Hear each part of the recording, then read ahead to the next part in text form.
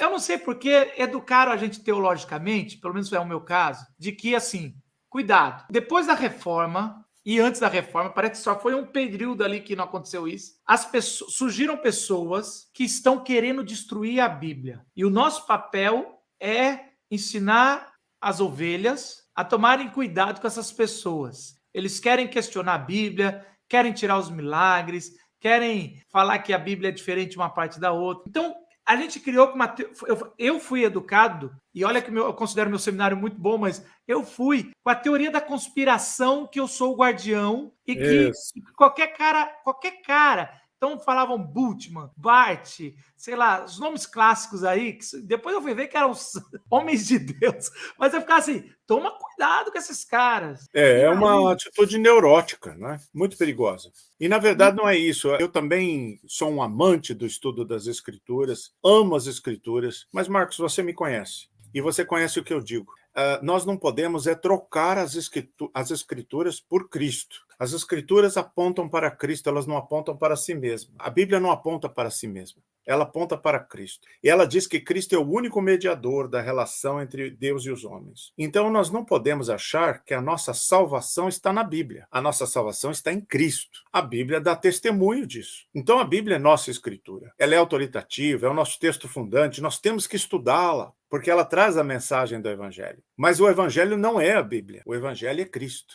A salvação pela graça por meio de Cristo Jesus, o Senhor. Eu vejo muitos reformados criticando a Igreja Católica, e com razão, que eles transformaram a Igreja na salvação. Isso. A igreja, quem está fora dos sacramentos, não está salvo.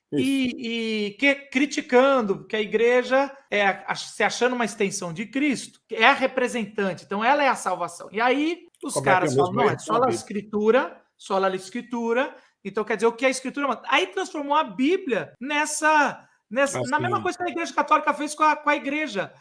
Como o Evangelho é a Bíblia. Isso. E não é também. Precisa de uma nova reforma entre os reformadores. Não, e essa nunca foi a visão de Lutero e Calvino. Quando eles disseram sola escritura, era em oposição à tradição teológica da igreja. E, portanto, que a igreja não tinha autoridade última em questões de teologia, e sim a Bíblia. Mas isso não significava que a Bíblia poderia ocupar o lugar de Cristo. E é isso que acontece, e é uma forma de idolatria, não é? Então a gente tem que fugir disso e lembrar que isso não é o que a Bíblia ensina, mas isso não significa que a gente está desmerecendo a importância da Bíblia dentro da fé cristã.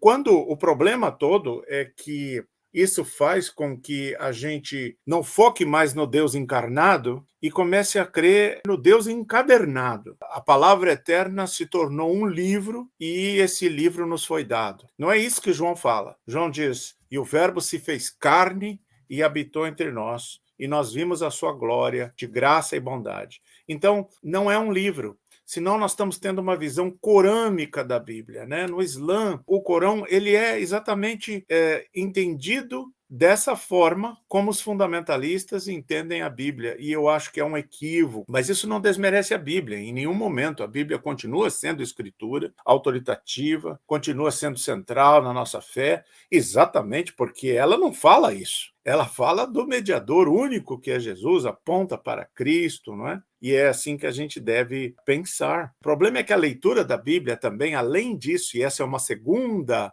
problemática, eu diria uma segunda perversão, Marcos, é que a gente impõe uma leitura da Bíblia teológica. Então, a gente tem já uma tradição teológica evangélica de 500 anos, evangélica no sentido de sinônimo de protestante, e não do movimento evangélico que começa no pós-guerra, mas essa leitura, essa tradição teológica, ela começa a servir de lente diante dos nossos olhos para ler a Bíblia. E a gente não permite mais que os estudos bíblicos apontem para outros significados e outras nuances, e a gente só faz a leitura do texto como dicta probanda, como texto prova da doutrina, confirmando a doutrina.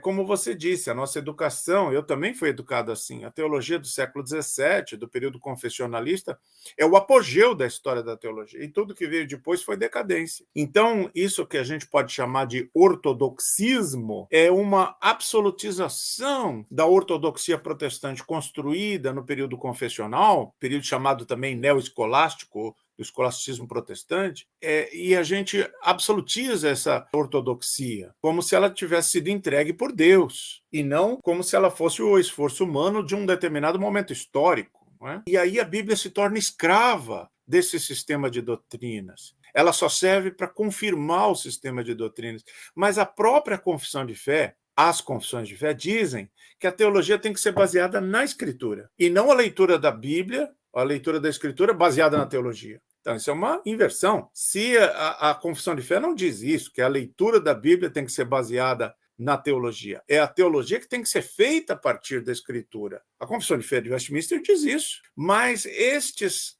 que hoje defendem que a confissão de fé de Westminster é o apogeu da história da teologia não praticam isso. Não fazem teologia a partir da Bíblia. Fazem leitura da Bíblia a partir da teologia.